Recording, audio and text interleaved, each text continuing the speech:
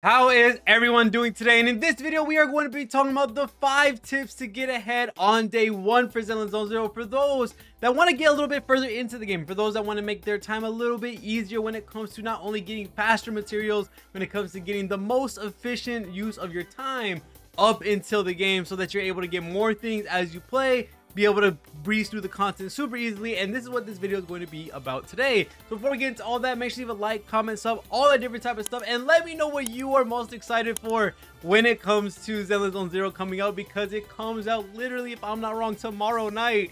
which is going to be absolutely insane. I'm super excited. It's going to be by far one of the most exciting things for us to have right now when it comes to the game coming out. It's just, I'm all over the place right now. But let's go ahead and start with the first tip, which is going to be go ahead and unlock your dailies, because that is a big source of XP, especially when it comes to every gacha game that's come out in recent time. When it comes to Genshin, when it comes to also looking at Honkai Star Rail, same with Wuthering Waves, having your dailies unlocked on day 1 or night 1, you're able to get a double daily, I guess you could say, where you have the dailies of the first day or at night, and then right when a couple hours roll out and the reset happens again, you get your next set of dailies, which is going to be a big boost in XP for you, which is a very, very nice thing to have. And not only that, there's also other resources and also film that you use to summon on characters that will be available from this as well. So make sure to go ahead and get your dailies out of the way when it comes to unlocking them after you get a certain portion of the story done, and getting those dailies done first, because that's going to be a massive boost of XP,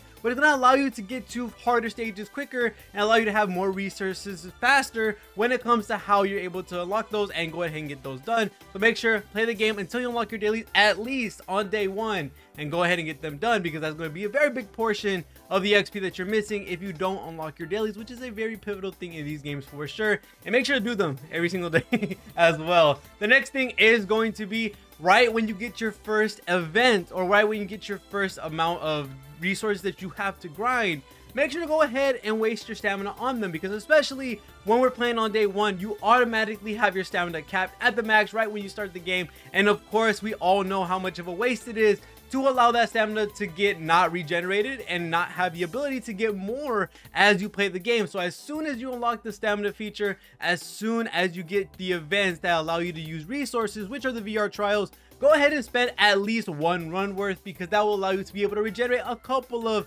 the batteries. That way you're able to do more things as time goes by. You don't want to have it capped. You don't ever want to have it capped. And that's a big thing that you want to remember, because right now, and I'm pretty sure this will be changed later down in the line, just because it's been added to HSR, it's being added, and if I'm not wrong, Wuthering Waves as well, where the reserve stamina is going to be a portion where the stamina that you would have regenerated is going to go into that pool at a reduced rate. I'm pretty sure we're going to get something like this in Zenless as a part of the culture of what they want to appropriate with this, which is allowing the players to actually have a break, or allowing the players to be able to take their hands off the game and come back. So you really want to make sure, until they add that feature, that you're always using your stamina and you don't ever let it cap. So as soon as you get that first resource stage, go ahead and grind that out at least once, or maybe even twice, when it comes to getting either talent materials, XP materials, or weapon materials, and then going ahead and getting that done. That way you have some stamina regenerating as you play, and if you feel like you're getting off for the day, go ahead and spend the rest as well, because that's a big portion, not only resources you're going to get, but also a big portion of XP, because remember, the XP that you get is equivalent to the amount of stamina you've spent. So you want to make sure that you're always using it so you get the most amount of levels as possible, getting you to those stages where you get a little bit more resources and also higher rarity resources, which are very pivotal to the game as well. One thing that is a very, very big tip that a lot of people are probably going to get wrong as soon as the game starts is not having their core 3. Now, the core 3 is a very, very important aspect to this game and many other gacha games, because the #1 rule that I usually preach to a lot of new players is that you don't want to over invest in every single character that you get. It may look cool, it may look shiny when you're summoning for these characters all have really great designs, and you're probably going to want to play all of them. But if you want to plow through content and also make sure that your resources are used efficiently, try to find 3 characters that you're going to enjoy. There's different forms of ways to be able to use all these characters, whether it comes to their in-game trials that you have in the VR trials, or seeing gameplay of them on YouTube. There is a bunch of different ways to figure out which character is going to work for you,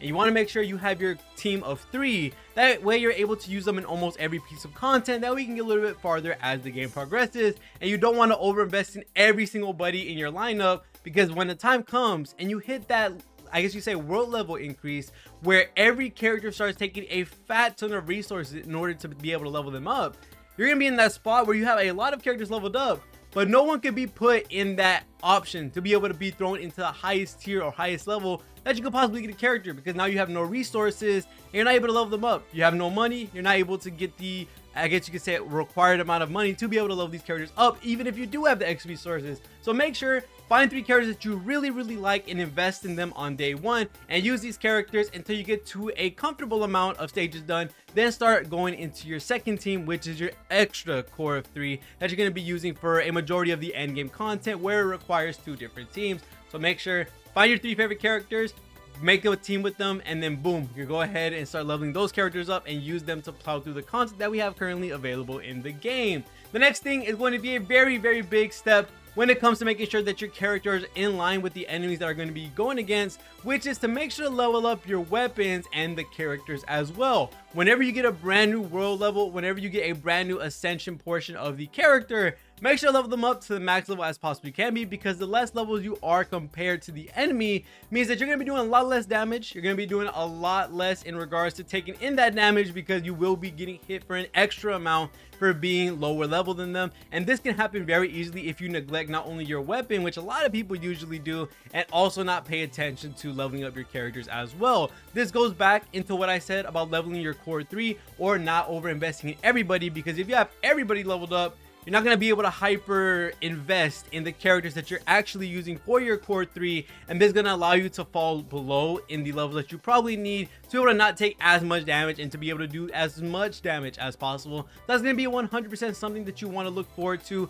when it comes to investing in the characters that you like. You want to make sure you have your weapons leveled up to as max as they can possibly be, and same with the characters, try to keep them at the same level as they want you to be when it comes to the stages you're going to go against. Now, if you like the challenge and you want to keep them a lower level, by all means go ahead and do so. But if you want to make your time easier on day 1, make sure you're using those core 3, leveling them up and leveling up their weapons. I don't recommend leveling up 3-star weapons. If I would say, try to level up a 4-star weapon if you can or it's available to you, because that's really easily going to be replaced, while a 4-star weapon might have some more use in the future, or is something you're going to be using for a very long time, because a lot of them are genuinely good for the role that they're specified for, because of course it is role-based weapons. And the last thing I definitely want to go ahead and say, and this is a big tip, especially because this is a very time sensitive tip, is to not level up disk drives a massive amount. Just match the disk drives and get the main stat. And what I say with this is, disk drives is our relic system that we have in here to get main stats and sub stats,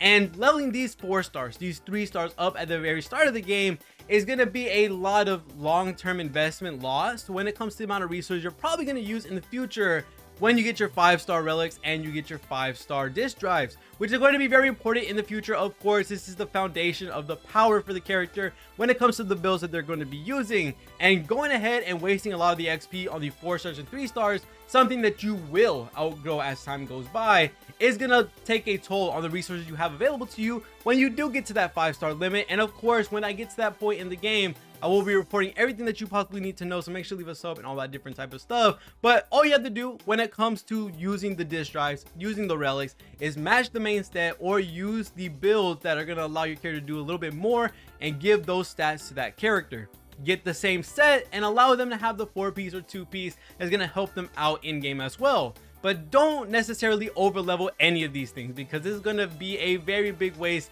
of resource that you probably don't want to do and break the account immediately, which is going to be really hard to level up all those other relics that you're probably going to want to use, and then you are at a lack of resource, which you're gonna have to waste your stamina on, which stops you from leveling up your characters, your weapons, and all that different type of stuff. It just adds a lot more problems that you're gonna have to deal with after a while, but save you time, I guess you could say, at the beginning, which isn't really something you want to do. Make sure just match the main stat, match the sets when it comes to the disk drives, and you'll be 100% fine. I was able to beat most of the content in CBT3 without having to level most of my disk drives until I got to the very late game, which I ended up leveling up a couple just to make it a little bit easier for myself, but it is 100% not needed. But other than that, that's going to be it for this video when it comes to all the tips that you need to know at the beginning of the game. I'm excited for Zenless Zone 0, but other than that, thank you guys so much for watching all the video. See y'all guys in the next one, and peace.